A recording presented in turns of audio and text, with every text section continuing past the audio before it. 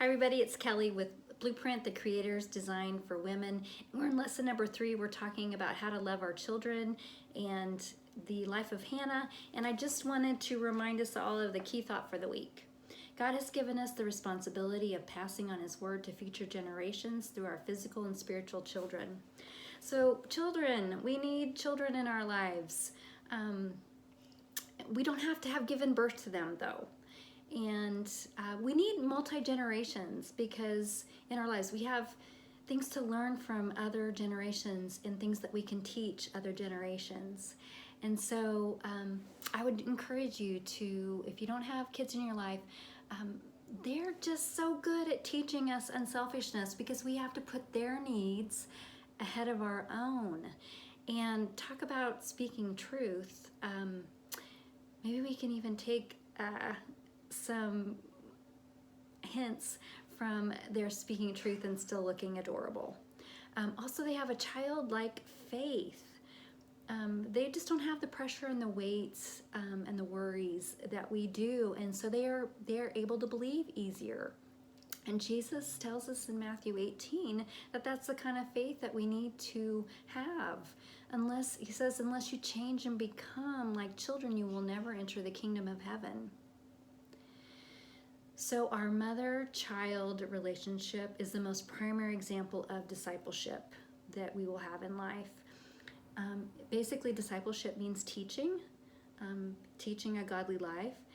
But we can do that really in any relationship. There can be that component of teaching.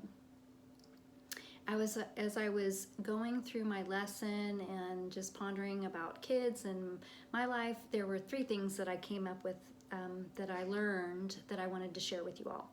Number 1, God is bigger than my parenting mistakes. He's bigger than your parenting mistakes. The gap between what God wanted me to do as a parent and what I did as a parent is wide. And I need to let Jesus' grace fill that gap. And I invite you to let Him do that for you too. Whatever guilt, whatever shame, whatever regret I have, I need to not carry that load. I need to cast it on Him.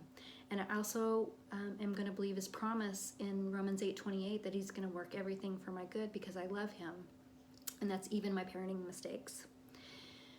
Number 2, I realize that I don't have to have kids to impact kids.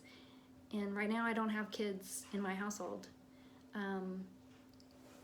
But that doesn't make a difference. I can still impact kids. In 2 Kings 11, Jehosheba was a loving aunt who saved her young nephew, Joash, who was going to be the future king, from being killed in just a violent family feud.